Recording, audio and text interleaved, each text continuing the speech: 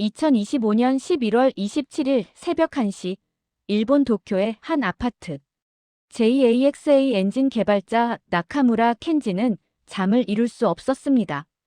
노트북 화면에는 한국 나로우주센터의 라이브 방송이 흐르고 있었죠.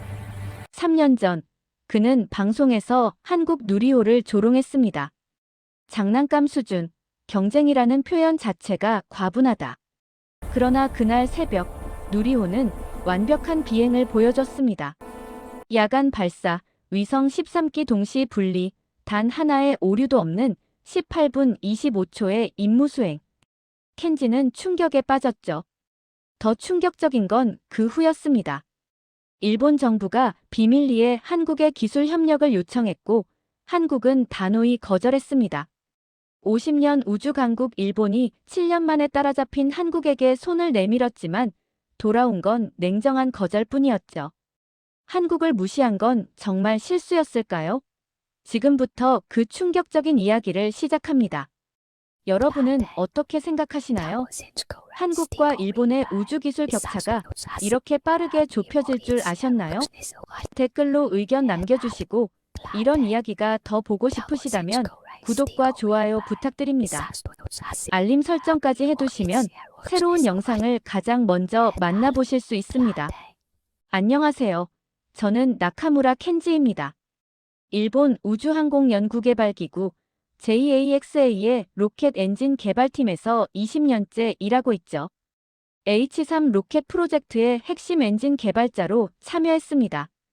솔직히 말하면 저는 일본의 우주기술을 세계 최고라고 믿어 의심치 않았어요.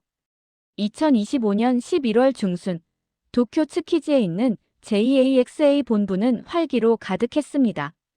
한 달 전인 10월 26일 우리 H3 7호기가 신형 무인 보급선 HTV-X를 싣고 국제우주정거장으로 향하는 데 성공했거든요.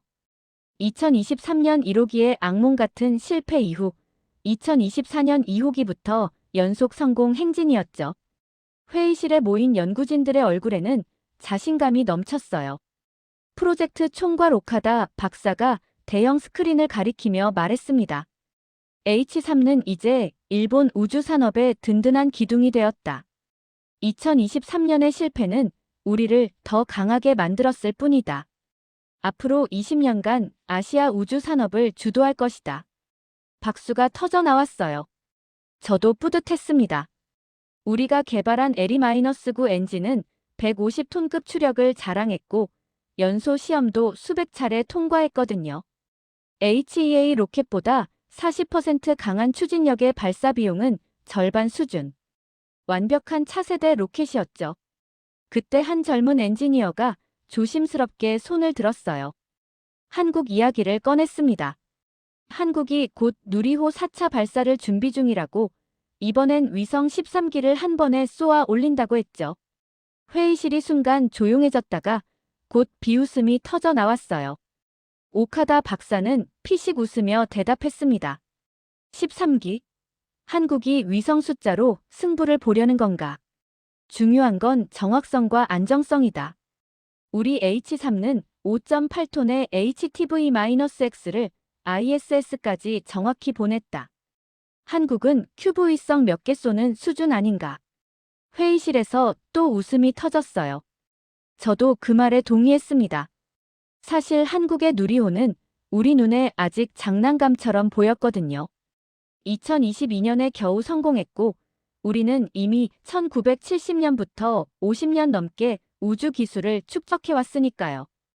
회의가 끝나고 복도에서 동료 연구원 사토가 제게 다가왔어요. 그는 걱정스러운 표정으로 말했습니다. 켄지, 솔직히 한국이 생각보다 빠르게 따라오고 있지 않나? 3차 발사도 성공했고 이번에는 야간 발사까지 시도한다던데. 저는 고개를 저었어요. 야간 발사가 뭐 대수냐고. 우리는 이미 수십 년 전부터 해왔다고 말했죠. 사토, 너무 걱정하지 마. 한국이 아무리 빨리 쫓아온다 해도 우리 기술력을 따라잡으려면 최소 20년은 걸릴 거야. 우리는 H3로 이미 입증했잖아. 그날 저녁 집으로 돌아가는 지하철 안에서 저는 스마트폰을 꺼냈어요. 일본 온라인 커뮤니티에는 한국 누리호 관련 글들이 올라와 있었죠. 한국 누리호 4차 발사 새벽 1시에 쏜다던데. 왜 한밤중에 쏘는 거지? 낮에는 자신이 없나? 한국이 위성 13개 쏜다고 자랑하던데 큐브위성은 대학생들도 만드는 거 아닌가요? 누리호 총 개발비 2조 원. 우리 H3도 2조 원인데 성능은 H3가 훨씬 낫죠. 한국은 효율이 떨어진다니까. 저는 그 댓글들을 보며 고개를 끄덕였어요. 과장이 좀 있긴 했지만 크게 틀린 말은 아니라고 생각했거든요. 11월 26일 한국이 누리호 발사 최종 시각을 확정했다는 뉴스가 떴습니다. 27일 새벽 0시 55분. 저는 그 기사를 대충 훑어보고는 닫아버렸어요. 관심이 없었거든요. 그날 밤 동료들과 이자카야에서 술을 마시고 있었습니다. 누군가 한국 발사 이야기를 꺼냈어요. 내일 새벽에 한국이 로켓 쏜다면서 우리도 한번 봐볼까? 한 선배 연구원이 술잔을 들며 말했습니다. 뭐하러 봐? 성공하든 실패하든 우리랑 상관없어. 우리는 우리 길을 가면 돼. 저도 맞장구를 쳤죠. 맞아요. 우리는 이미 H3로 증명했다고. 한국이야 열심히 하겠지만 우리 수준까지 오려면 멀었다고. 자정이 넘어 집에 돌아왔을 때 저는 문득 호기심이 생겼어요. 한국 발사를 한번 지켜볼까? 실패하는 모습을 보면 우리 H3의 우수성이 더 확실해질 테니까. 노트북을 켜고 한국항공우주연구원 유튜브 채널에 접속했습니다. 라이브 스트리밍이 진행 중이었죠. 화면에는 밤하늘 아래 조명을 받으며 서 있는 누리호가 보였어요. 저는 맥주 캔을 따며 의자에 기댔습니다. 그저 심심풀이 삼아보는 거였죠. 한국 로켓이 성공하든 실패하든 별로 중요하지 않았으니까요. 하지만 저는 몰랐습니다. 27일 새벽, 제 모든 생각이 완전히 뒤바뀔 거라는 걸요.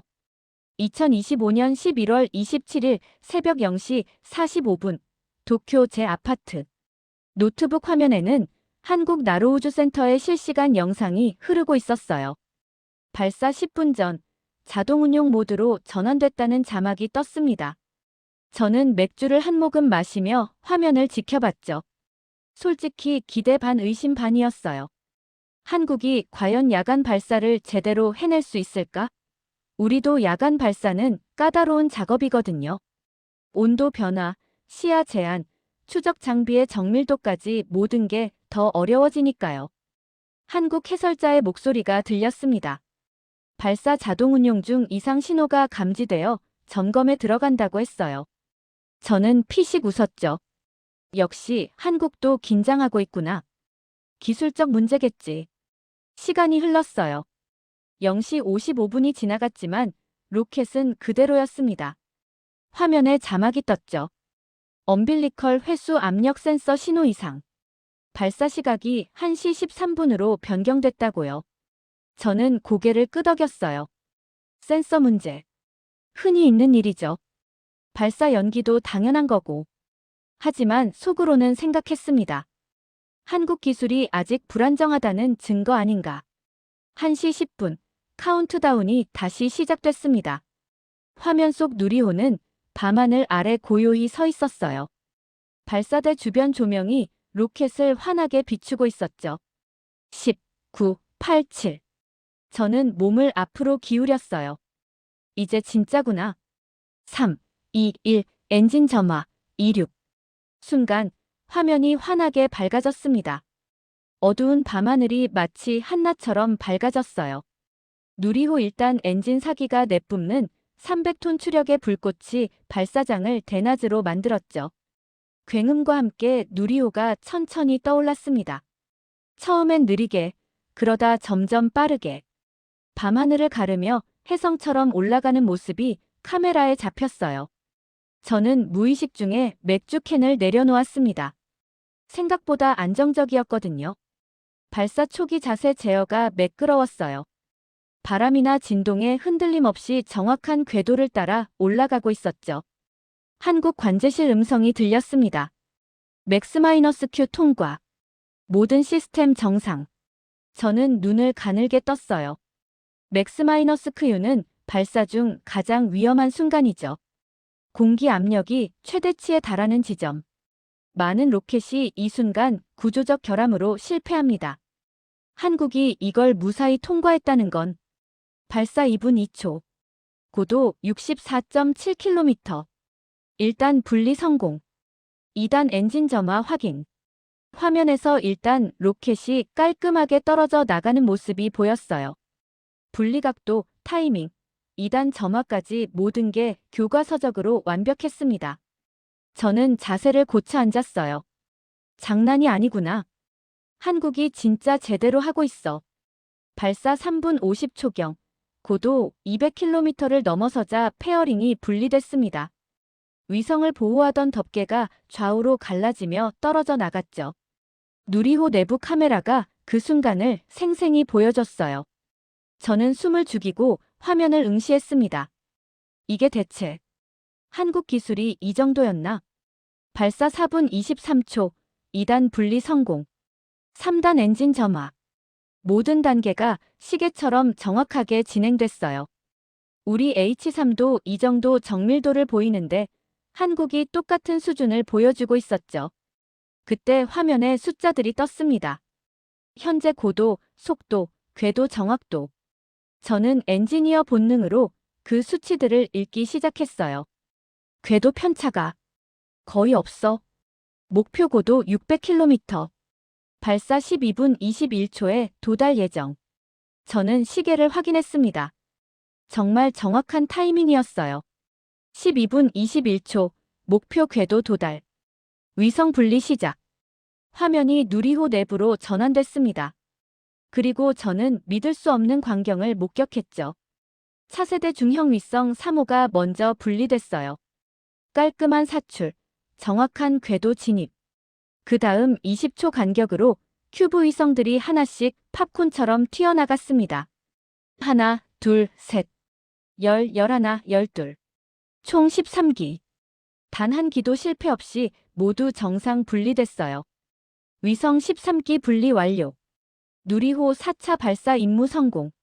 저는 의자 등받이에 몸을 기댔습니다.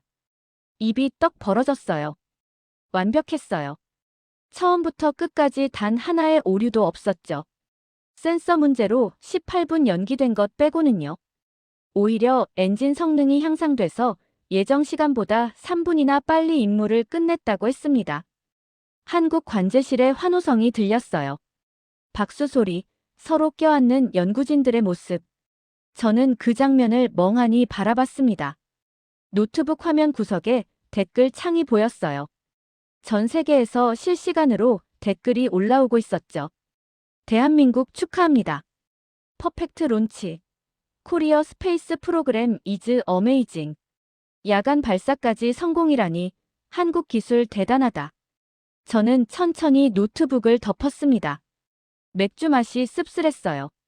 3년 전 제가 방송에서 했던 말이 떠올랐습니다.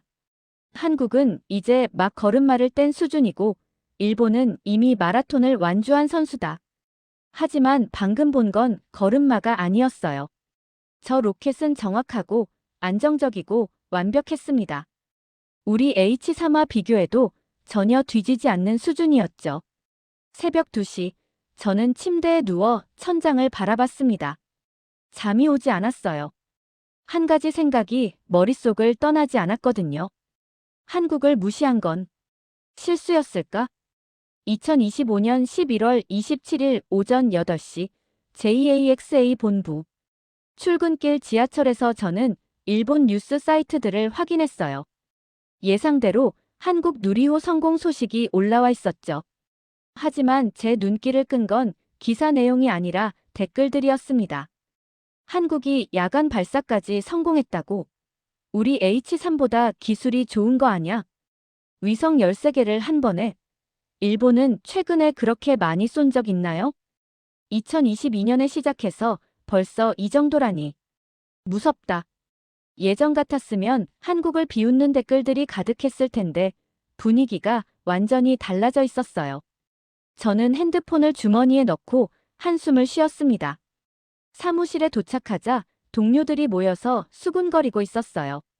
사토가 제게 다가왔습니다. 켄지, 어젯밤 한국 발사 봤어? 완전 완벽했더라. 실시간으로 봤는데 소름 돋았어.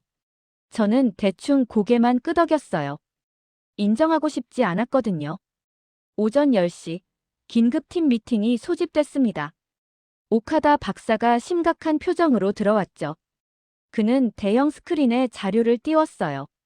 한국 누리호의 발사 데이터였습니다. 여러분, 어젯밤 한국의 누리호 4차 발사를 분석했습니다. 결론부터 말하면 놀라운 수준입니다. 회의실이 조용해졌어요. 오카다 박사가 계속 말했습니다.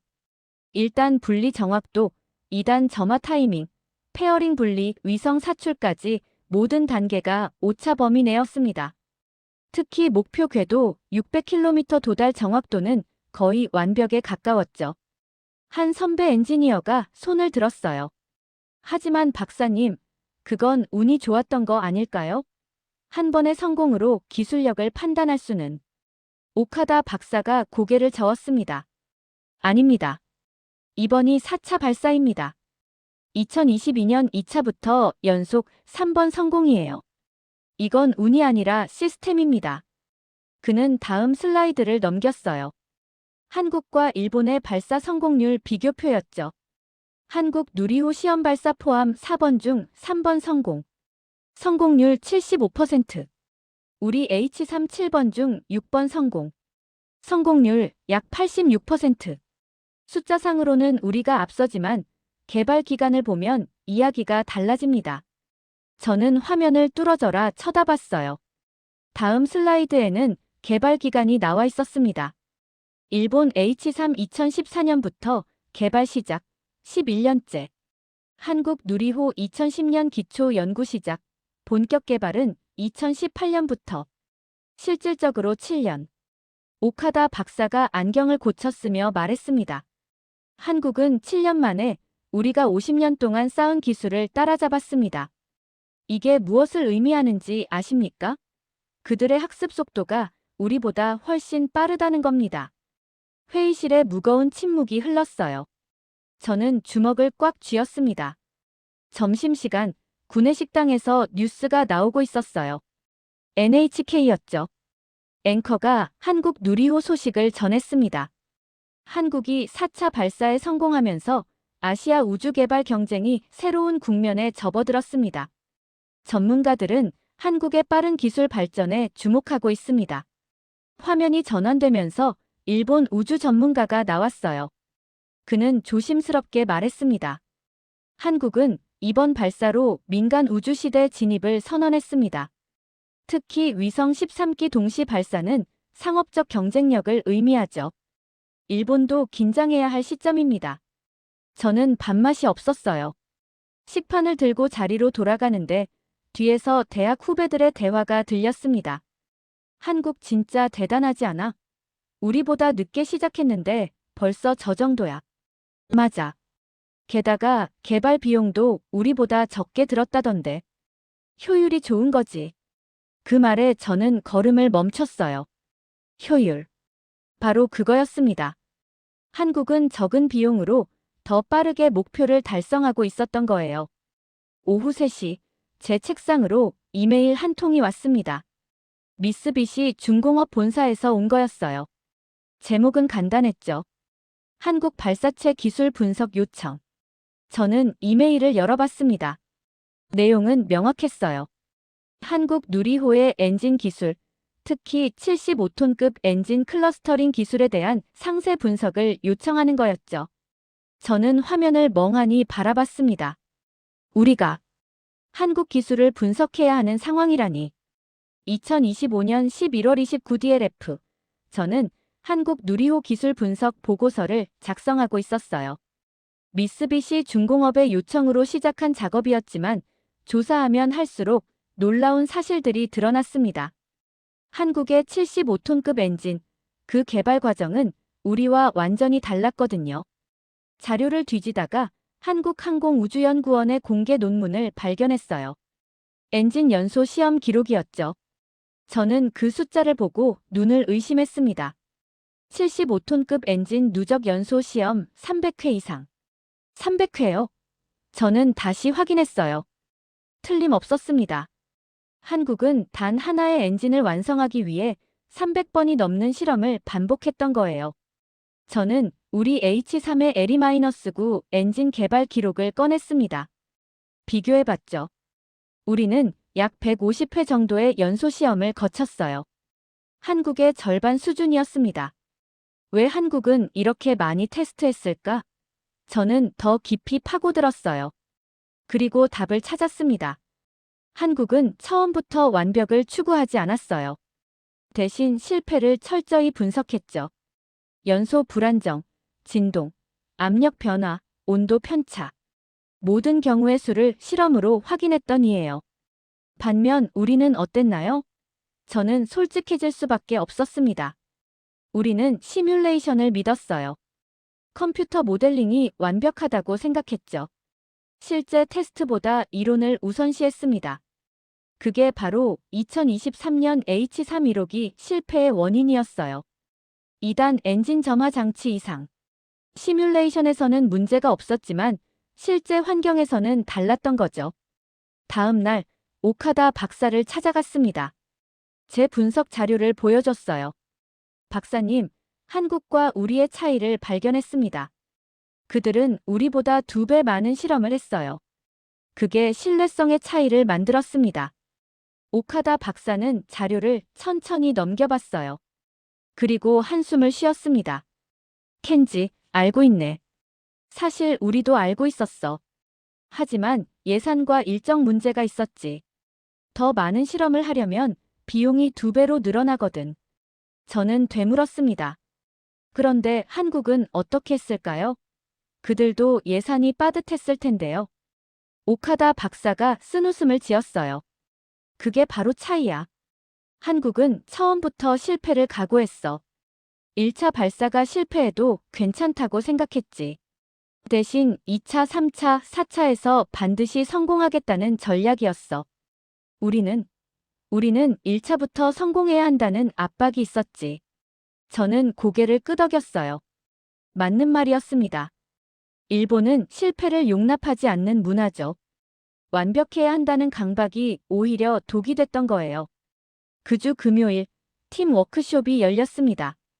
주제는 차세대 로켓 개발 방향이었죠. 저는 발표 기회를 얻었어요. 슬라이드 첫 장에 한국 누리호 사진을 띄웠습니다. 동료들이 웅성거렸어요. 여러분, 한국에게서 배워야 합니다. 그들의 강점은 기술이 아니에요. 실패를 두려워하지 않는 태도입니다. 한 선배가 반박했어요. 켄지, 우리 일본도 실패를 통해 배우지 않나? H3 1호기 실패 후 2호기는 성공했잖아. 저는 고개를 저었습니다. 아닙니다. 우리는 실패 후에 배워요. 한국은 실패하기 전에 배웁니다. 300번의 연소 시험이 그 증거죠. 그들은 모든 가능한 실패를 미리 경험했어요. 회의실이 조용해졌어요. 저는 다음 슬라이드를 넘겼습니다. 한국의 엔진 클러스터링 기술이었죠. 그리고 이게 더 중요합니다. 한국은 4개의 엔진을 동시에 제어하는 기술을 완성했어요. 우리 H3는 엔진 2개인데도 2023년에 실패했죠. 이 차이가 뭘까요? 아무도 대답하지 못했습니다. 저는 천천히 말했어요. 한국은 무식할 정도로 테스트했습니다. 엔진 하나하나의 연소 패턴을 수천 번 측정했어요. 그래서 4개를 묶었을 때 어떤 일이 벌어질지 정확히 알았던 거죠. 퇴근길, 사토가 제게 물었습니다. 켄지, 솔직히 말해봐. 우리가 한국을 따라잡을 수 있을까? 저는 한참을 생각하다가 대답했어요. 모르겠어. 하지만 한 가지는 확실해. 우리가 지금처럼 한다면 절대 못 따라잡아. 2025년 11월 30일 JAXA 본부 회의실. 누리호 발사 나흘 후 H3 차기 개량 계획을 논의하는 비공개 회의가 열렸어요. 참석자는 10명 남짓. 저도 엔진 개발팀 대표로 자리에 있었죠. 미쓰비시 중공업 부장이 자료를 펼치며 말했습니다. 현재 H3의 가장 큰 약점은 엔진 클러스터링입니다. LE-9 엔진을 2개 쓸 때는 괜찮지만 3개로 늘리면 연소 불안정이 발생할 확률이 높아집니다. 한 연구원이 손을 들었어요. 그럼 한국은 어떻게 4개를 완벽하게 제어하는 겁니까? 바로 그 질문이었어요. 우리 모두가 궁금해하던 것. 저는 제가 준비한 자료를 스크린에 띄웠습니다. 한국의 핵심 기술은 연소 불안정 제어입니다. 4개 엔진이 동시에 작동할 때 발생하는 진동과 압력 변화를 실시간으로 감지하고 조정하죠. 오카다 박사가 끼어들었어요. 우리도 그 원리는 알고 있지 않나? 왜 우리는 못하는 거지? 저는 잠시 망설였습니다. 솔직하게 말해야 할까? 하지만 이 자리는 진실이 필요한 곳이었어요. 박사님, 우리에게 데이터가 부족합니다. 한국은 300회 이상의 연소 시험을 통해 엔진 하나하나의 특성을 완벽히 파악했어요. 우리는 그 절반밖에 안 했죠. 회의실이 조용해졌어요. 미쓰비시 부장이 불편한 표정으로 물었습니다. 그럼 우리도 추가 실험을 하면 되는 거 아닙니까? 저는 고개를 저었습니다. 시간이 문제입니다. 한국은 이미 그 데이터를 가지고 있어요. 우리가 지금부터 시작하면 최소 3년은 걸립니다. 그 사이 한국은 더 앞서 나가겠죠. 한 선배 연구원이 책상을 탁 쳤어요. 그럼 우리가 한국에게 기술 협력을 요청하면 어떻습니까? 공동 연구 명목으로요. 순간 회의실이 술렁였습니다. 저도 놀랐어요. 일본이 한국에게 기술 협력을 요청한다고요? 오카다 박사가 난처한 표정을 지었습니다. 그건 현실적으로 어렵습니다. 로켓 엔진 기술은 국가 안보와 직결된 문제거든요. 한국이 우리에게 줄 리가 없어요. 저는 속으로 생각했어요. 3년 전 우리가 한국을 비웃었던 게 기억나는지 모르겠네요. 회의가 끝나고 복도에서 사토가 제게 다가왔습니다. 켄지, 솔직히 우리 입장이 웃기지 않아? 3년 전까지만 해도 한국을 무시했잖아. 이제 와서 기술 좀 알려달라고. 저는 쓴웃음을 지었어요. 그게 현실이야. 우리가 자만했던 대가를 치르는 거지. 그날 저녁 집으로 돌아가는 길에 한국 뉴스를 검색해봤어요. 누리호 관련 후속 보도들이 쏟아지고 있었죠. 그중 하나가 제 눈길을 끌었습니다. 한국우주항공청이 차세대 발사체 개발 계획을 발표했다는 기사였어요. 누리호보다 더 크고 더 강력한 로켓, 달 탐사까지 목표로 한다고 했죠. 저는 핸드폰을 내려놓았습니다. 한국은 멈추지 않고 있었어요. 우리가 회의실에서 고민하는 동안 그들은 이미 다음 단계로 나아가고 있었죠. 12월 2일 아침, 제 이메일함에 이상한 메일이 하나 와 있었어요. 발신자는 JAXA 내부 누군가였지만 익명이었습니다. 제목은 간단했어요. 한국 기술 비공식 접촉 가능성. 저는 메일을 열어봤습니다. 내용은 충격적이었죠. 일본 정부 고위 관계자가 비공식 채널을 통해 한국 측에 기술 자문을 요청하는 방안을 검토 중이라는 겁니다. 물론 공식적으로는 공동 연구라는 명목이지만 실제로는 한국의 엔진 제어 기술을 배우고 싶다는 거였어요. 저는 메일을 삭제했습니다. 이건 제가 알아서는 안 되는 정보였거든요. 하지만 머릿속에서 지워지지 않았어요. 우리 일본이 정말 한국에게 도움을 요청하는 날이 올까? 2025년 12월 3일, 저는 해외 우주 산업 포럼을 검색하고 있었어요. 레딧의 RSPAC, 스페이스, 캄 커뮤니티, 유럽 우주국 관련 포럼들. 한국 누리호에 대한 전 세계 반응이 궁금했거든요. 그리고 제가 본 댓글들은 충격적이었습니다. 한 미국 엔지니어가 올린 글이 눈에 띄었어요. 사우스 코리어 저스트 프루브드 더 와이알이 더 뉴 스페이스 파워 인 에이저. 포 컨세겨티브 론처즈 올 석세스펄. 나이트 론치 위드 13 세털라이츠. THATS 아퍼레이셔널 케이퍼빌러티. 나트 저스트 테스팅. 아시아의 새로운 우주 강국은 한국이라는 겁니다. 4번 연속 성공. 야간 발사. 위성 13기. 이건 시험이 아니라 실전 능력이라고요. 댓글들이 주르르 달려 있었어요. 저펜헤드 52즈. 코리어 디드 이딘 7. THATS 이피션시. JAXA 슈드 비 워리드. 코리어 이즈 캐칭 업 패스트. 일본은 50년 걸렸는데 한국은 7년 만에 해냈다. JAXA는 걱정해야 한다. 저는 화면을 응시했습니다. 틀린 말이 아니었어요.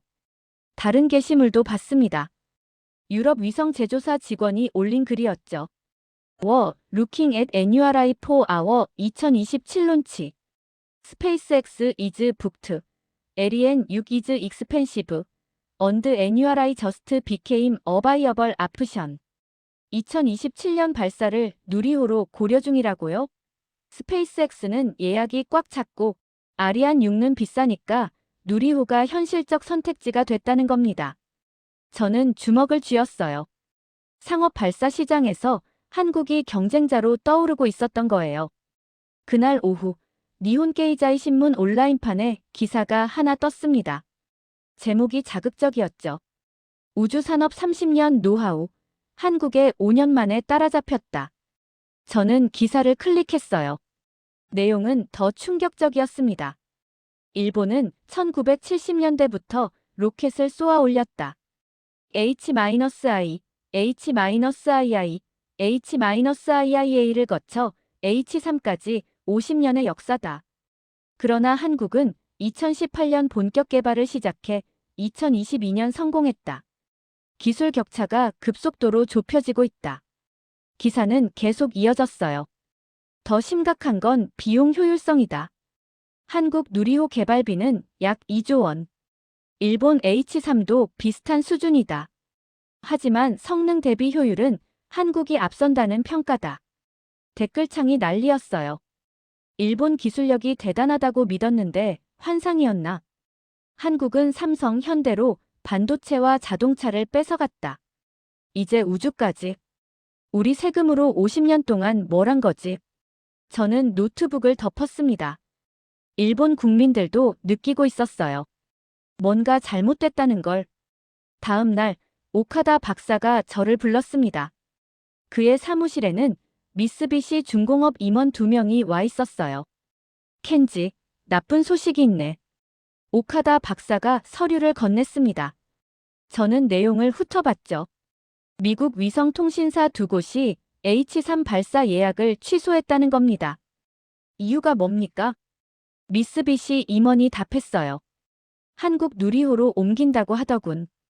발사 비용이 우리보다 20% 저렴하고 최근 성공률을 보니 신뢰할 만하다는 게 이유래.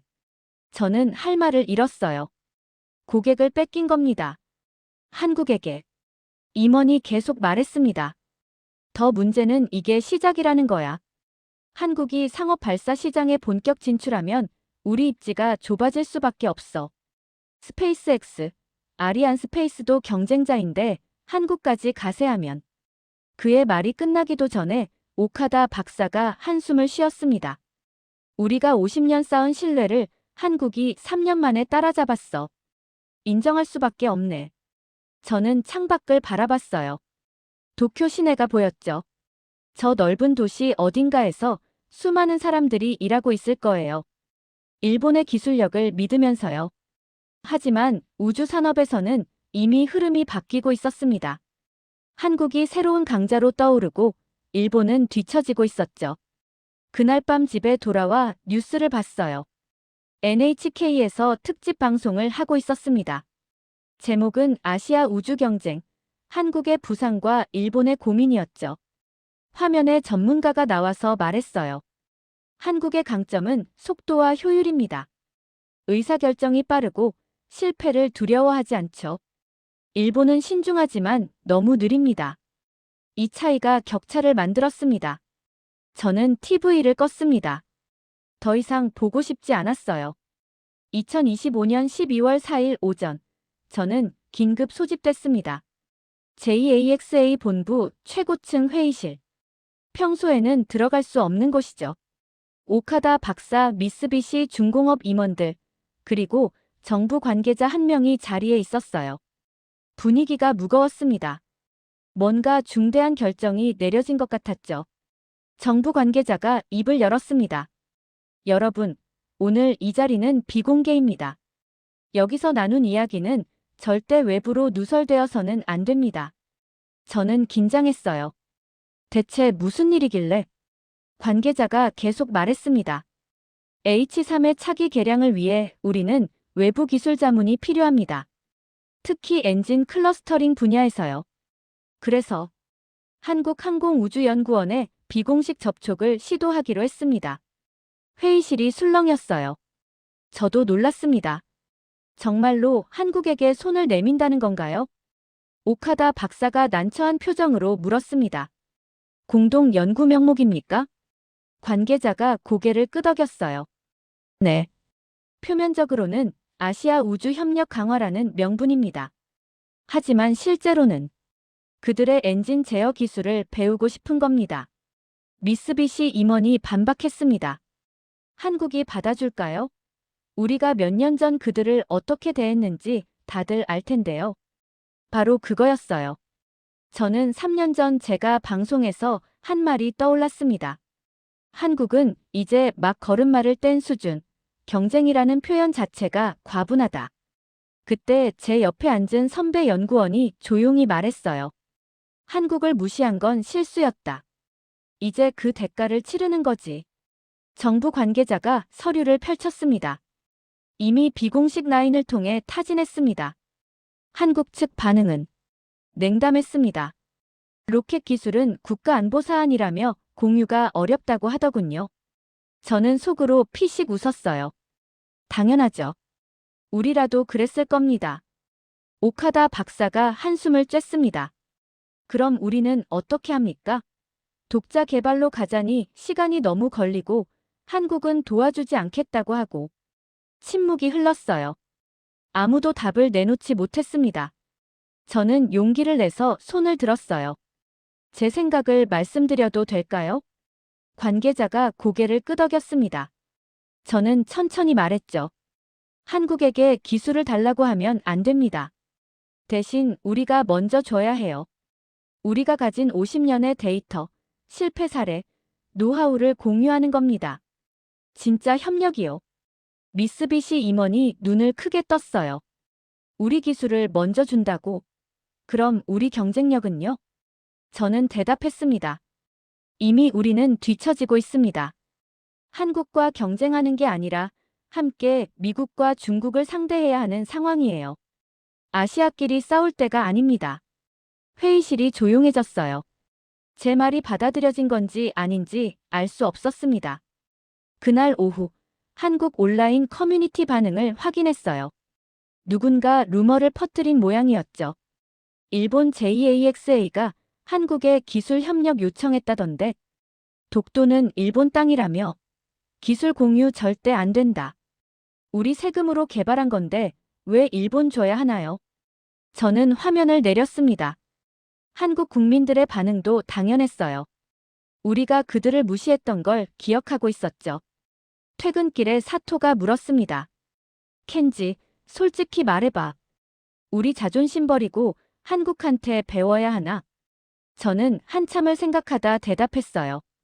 자존심이 뭐가 중요해? 기술이 발전하는 게 중요하지. 근데 한국이 우릴 도와줄 것 같아? 사토가 고개를 저었습니다. 글쎄, 우리가 그들한테 한 짓 생각하면 어려울 것 같은데. 저는 아무 말도 하지 못했어요. 그가 맞았으니까요. 2025년 12월 4일 저녁 뉴스 속보가 떴습니다. 한국우주항공청이 공식 입장을 발표했어요. 일본의 기술 협력 요청에 대한 답변이었죠. 저는 노트북 앞에 앉아 한국우주항공청 홈페이지를 열었습니다. 윤영빈 청장의 성명서가 올라와 있었어요. 로켓 발사체 기술은 국가 안보와 직결된 핵심 기술입니다. 우리는 독자 개발을 통해 이 기술을 확보했으며 타국과의 공유는 신중히 검토되어야 합니다. 명확한 거절이었습니다. 정중하지만 단호했죠. 저는 화면을 내렸어요. 예상했던 답변이었습니다. 우리라도 그랬을 테니까요. 하지만 성명서 뒷부분이 더 충격적이었어요. 대한민국은 차세대 발사체 개발에 착수합니다. KSLV-III는 누리호보다 2배 강력한 성능으로 달 탐사와 심우주 탐사를 목표로 합니다. 2032년 달 착륙선 발사가 우리의 목표입니다. 저는 의자에 기댔습니다. 한국은 멈추지 않고 있었어요. 우리가 과거의 영광에 안주하는 동안 그들은 이미 달을 바라보고 있었죠. 다음 날 출근길, 지하철에서 일본 신문들을 봤어요. 모든 신문이 한국 이야기를 다루고 있었습니다. 한국, 일본 협력 요청 거절. 독자 노선 고수. 아시아 우주 경쟁. 한국이 주도권 잡나. 한 칼럼이 제 눈길을 끌었습니다. 제목은 우리가 한국에게서 배워야 할 것이었죠. 일본은 기술력을 자랑했지만 속도를 잃었다. 한국은 빠르게 실패하고 빠르게 배우고 빠르게 성공했다. 21세기는 완벽함이 아니라 속도가 경쟁력이다. 저는 신문을 덮었습니다. 맞는 말이었어요. 사무실에 도착하니 동료들이 모여 있었어요. 한국 뉴스를 보고 있었죠. 누리호 5차, 6차 발사 계획과 차세대 발사체 개발 일정이 화면에 나오고 있었습니다. 사토가 제게 말했습니다. 켄지, 우리 이제 어떻게 해야 할까? 한국 도움 없이 혼자 가야 하나? 저는 잠시 생각했어요. 그리고 대답했습니다. 혼자 가야지. 우리도 처음부터 다시 시작하는 거야. 한국처럼 실패를 두려워하지 말고 한국처럼 300번 테스트하고 한국처럼 빠르게 움직이는 거야. 그날 오후, 저는 오카다 박사를 찾아갔어요. 제안서를 준비해 갔습니다. 박사님, 우리도 한국처럼 합시다. 완벽함 대신 속도를, 시뮬레이션 대신 실험을, 자만심 대신 겸손을 선택하는 겁니다. 오카다 박사가 제 제안서를 읽었습니다. 그리고 천천히 고개를 끄덕였어요. 켄지, 자네 말이 맞아. 우리가 바뀌어야 해. 50년 전통도 좋지만 그게 발목을 잡아서는 안 되지. 저는 처음으로 희망을 느꼈습니다. 그날 밤, 저는 한국 누리호 발사 영상을 다시 봤어요. 새벽 하늘을 가르며 올라가는 로켓, 완벽하게 분리되는 위성들. 화면 속에서 한국 연구진들이 환호하고 있었습니다. 그들의 얼굴에는 자부심이 가득했죠. 저는 깨달았습니다. 한국은 더 이상 쫓아오는 나라가 아니에요. 이제는 우리가 배워야 하는 나라입니다. 남의 기술을 무시하던 나라가 이제는 남들이 주목하는 나라가 됐습니다. 한국의 우주를 향한 비상은 이제 시작일 뿐이에요. 그리고 우리 일본은 이제 겸손하게 다시 시작해야 합니다.